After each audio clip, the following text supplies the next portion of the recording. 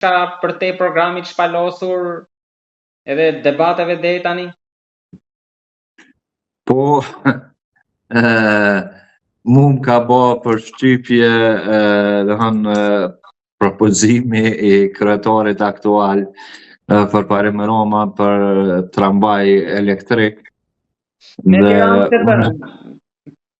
Unë këtë bluff realisht të tina nuk e marrë shumë seriozisht, për shkak se ai ka premtu shumë në kohën e kaluar dhe nuk ka realizuar atë që është pritur, dhe në rast që zgjidhet kryetar, shpresoj që t'i realizoj ato, por unë me thonë në realitetin kam shumë pak besim që ky kryetar aktual i kryeshtetit do të mund të sjellë diçka pozitive për Prishtinën, sepse një qeverisje lokale nga një kryetar duket brenda 6 muaj e parë të qeverisjes. Dhe kështu që unë nuk mendoj që ky mas pari do të zgjidhet më kryetar i Prishtinës, për shkak se ka edhe disa kandidat tjerë, ka edhe Harula Qekun, i cili ka zhvilluar disa procese shumë të rëndësishme në Ministrinë e Kulturës, Sportit, dhe tani kemi kandidat për kryetar të Prishtinës, dhe ka një plan, ka një program, i cili po duket sa ma serioz dhe ma i kfillur se programet e tjera. Kemi po ashtu edhe kandidatin e Partisë Demokratike të Kosovës, Orhan Ismaili, dhe po ashtu edhe ai ka një program mirë. Dhe unë shpresoj të zgjidhet më i miri, por në këtë gorë s'do t'i laj monash, po foli për kryeqytetin edhe lidhjen për Prishtinën, Fehmi Kupina, që cilët pate një sulm në kuvendin komunal nga një asamblejës i lidhjes demokratike të Kosovës, që unë mendoj nuk është dashur ndodhur, sidomos nga zotëri Saliu ndaj Fehmi Kupinës, për shkak se i njoh realisht të dy parë, dhe mendoj që zotëri Saliu mund të është shumë ma i ri se zotëri Kupina, dhe mund të ketë edhe si prind. Dhe vetë përgjësia personale dhe familjare ndërgjegja nuk do duhet të lejohet një sulm i tillë ndaj Fehmi Kupinës.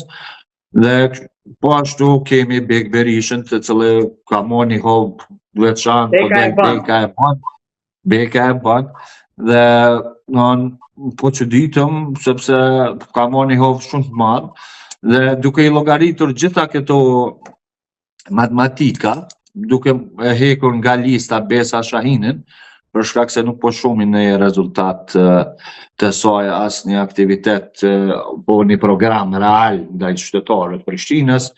Unë planin më real deri me tani që kompojon në është zotëri Qeku, po ashtu Beka e bën, dhe Fehmi Kupina, që unë mendoj këta tre në rast se shkohen në ballotazh, këta tre do të jenë në koalicion me Harula Qekun, dhe kjo besoj do të dalë. Është një analizë imja personale, por që prap do ta kenë të fituar një lagje cila është shumë kryesore, siç e dini ju, ajo është Shkodra e Trima. Si çdo herë, ai të cili arrit ta fitoj Kodrën e Trima, ai edhe do ta fitoj Prishtinën. Kjo ka qenë gjithmonë, qysh pas luftës, pas vitit 99, me këtej, ai të cili arrin ta fitoj Kodrën e Trima, e fiton Prishtinën. Dhe në këtë rast, zotëri Qeku ka jep disa rezultate pozitive për zhvillimin e planit urbanistik, regulativ dhe çështjeve pronësore, të cilat në atë pjesë të lagjës e Prishtinës ka çështje pronësore të cilat janë kontestimore, komunale, edhe por që aty jetoj njerë që 50 vite, 70 vite, që nga koha e Jugosllavisë, me pastaj kohën e Serbisë, me pastaj kohën e institucioneve përkohshme të Republikës Kosovës, dhe tash skotërti në qeverinë e Republikës Kosovës ose institucionet qytetërore të Republikës Kosovës, por që kam paguar të atim, kam paguar gjitha shërbimet komunale, dhe mendoj që në bazë ligjit nën i takon, dhe ata duhet pajisën me pronësi, me certifikat pronës, dhe këtë çështje nën Hayrolla Çeku e kanë marrë shumë seriozisht në programin e tina, që do ta përfundon, dhe unë besoj bashkarisht në një koalicion me Kupinën, me Beka e Bon, dhe të gjithë këta po duke mos lënë onash edhe kandidatin e PDK-s, i cili mund të hyjë edhe ai në koalicion vetëm dhe vetëm që të mos e merr mos ta fitojë më përparim Roma, i cili ka bë kaos Prishtinën. Në realisht Prishtina është kaos. Po foli për Prishtinën, besoj që rezultati kryesor do të jetë kjo. Shikojmë se çysh do të cilën gjëra tjera, edhe pse në PDK kemi 2 tabore të ndara.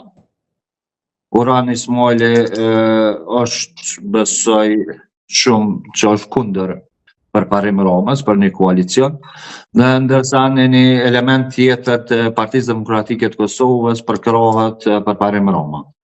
Dhe këtu do të jetë ajo prishja mbranda për mbranda në kupollës deri më tashme, të cilën ka kriju probleme në Prishtinë.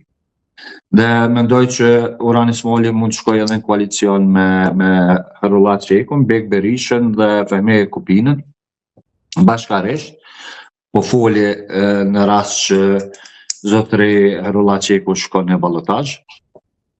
Dhe atëherë të mos fitoj ky kandidat për cilën e ka stagnu zhvillimin në kryeqytet dhe ka dëmtu të mose. Prishtina, unë jetoj në Prishtinë, dhe Prishtina është bërë një paralagje Bangladesh.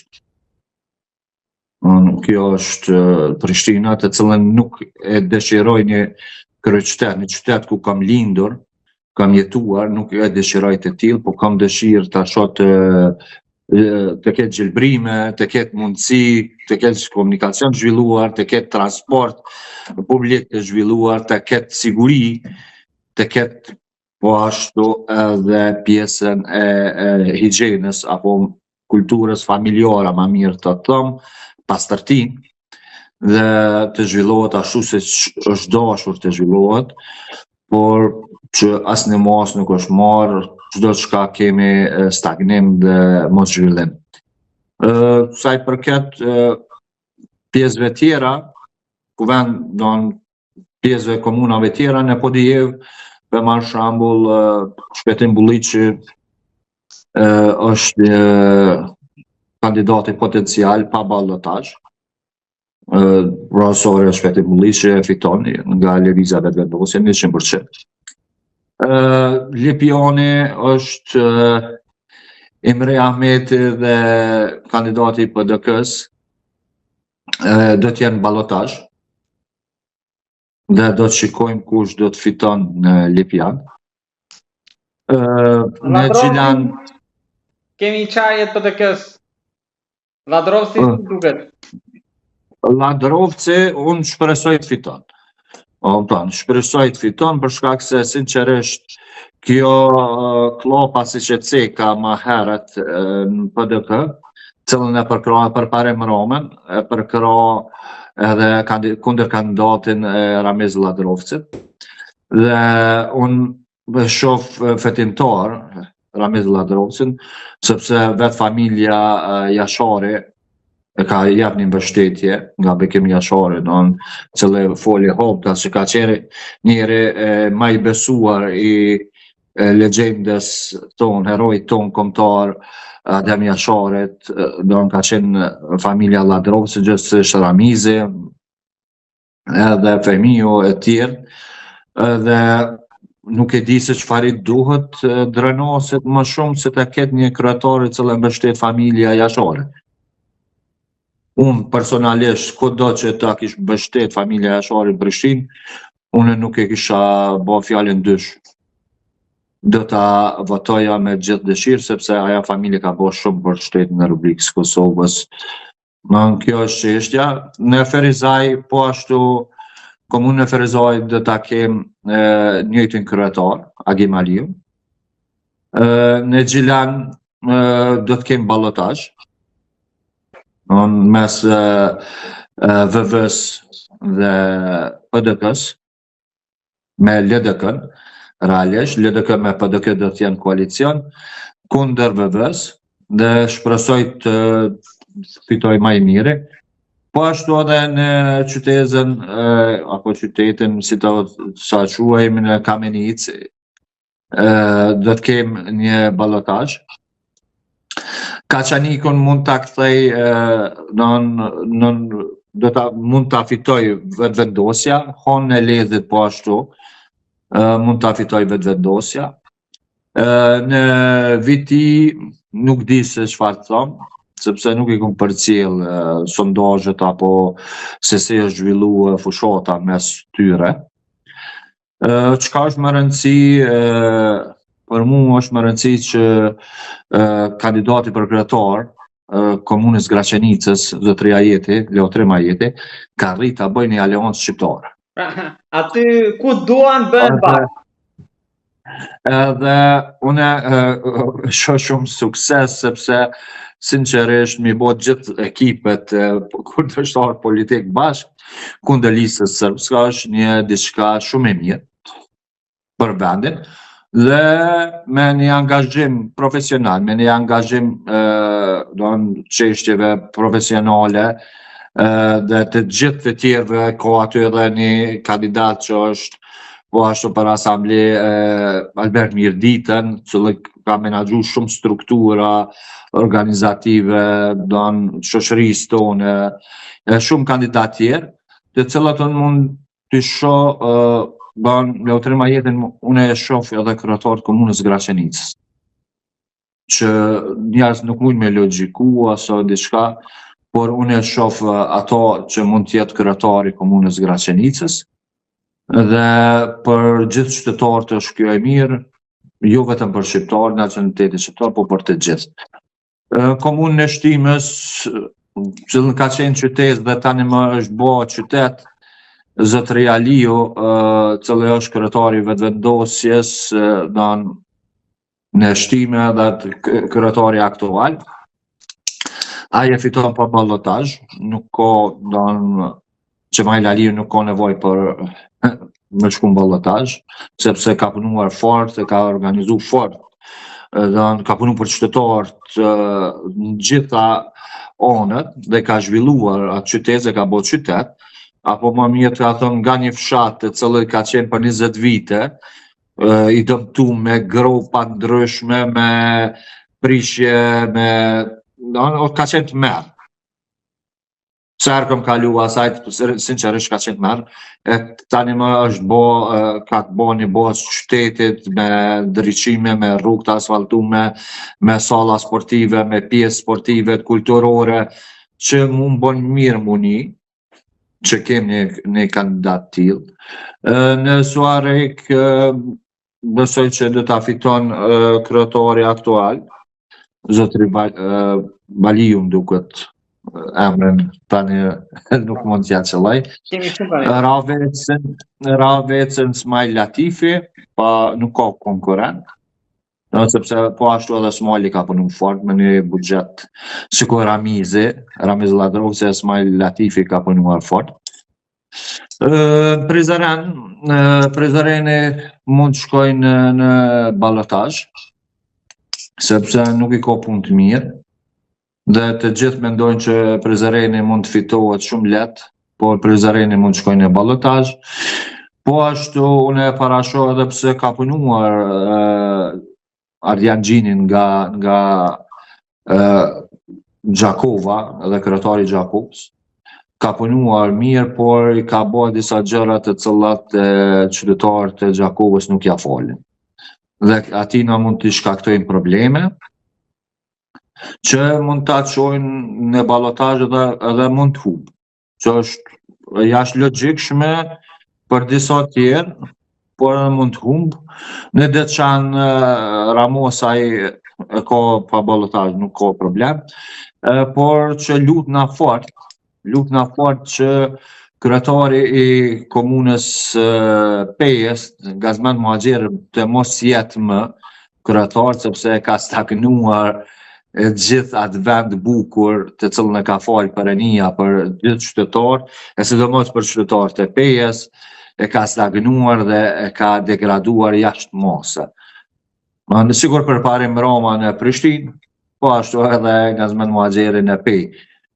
Shpresoj që qytetarët e Pejës të mos e votojnë Gazin, po të votojnë kondo tjetër që i plotëson kriteret e jetë kryetar dhe ka një program mirë për vendin dhe për qytetarët e vendit, sepse komuna e Pejës është në një ndër komunat të cilat mund të zhvilloj shumë pjesë edhe Republikës Kosovës, sepse lidhet në pjesën e Deçanit, edhe pjesën e Istogut, edhe pjesën lartë që kemi me Rëzhaje, pjesë tjera, lidhet shumë.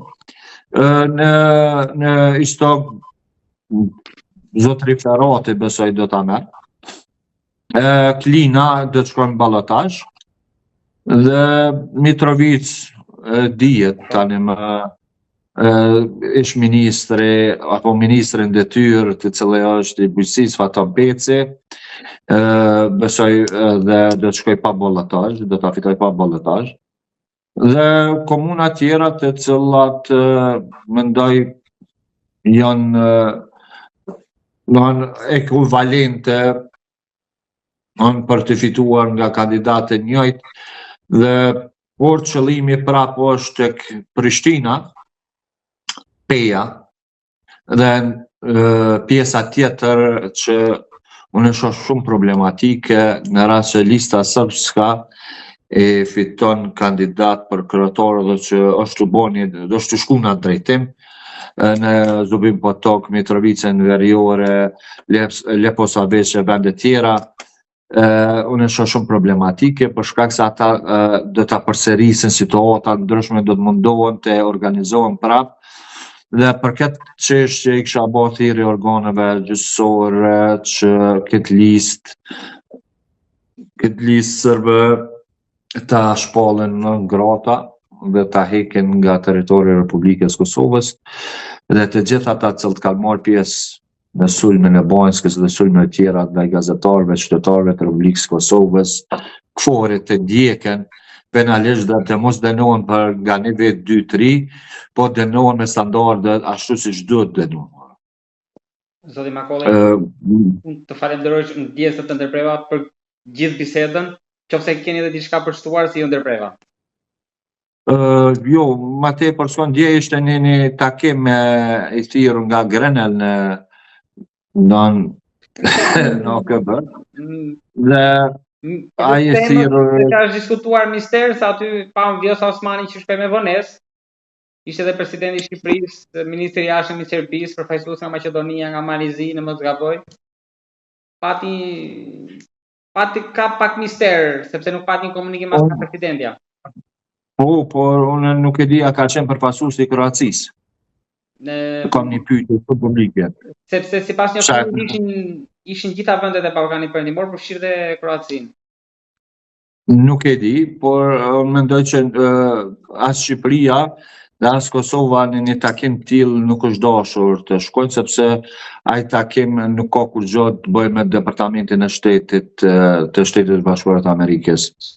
Ai është takim privat i Grenellit, i thirrur nga Gjyriç, kështu nuk kemi një skenë ku thirrën takimet, programon dhe kemi zyrtarisht. Ka qenë komplet privat dhe për mua është pak e çuditshme, por si do të qoftë t'e lajmë në përgjithësinë e presidentëve dhe përfaqësuesve tonë që një ditë të mbushën mend dhe të shikojnë sepse kanë përfaqësojnë dhe si do përfaqësojnë.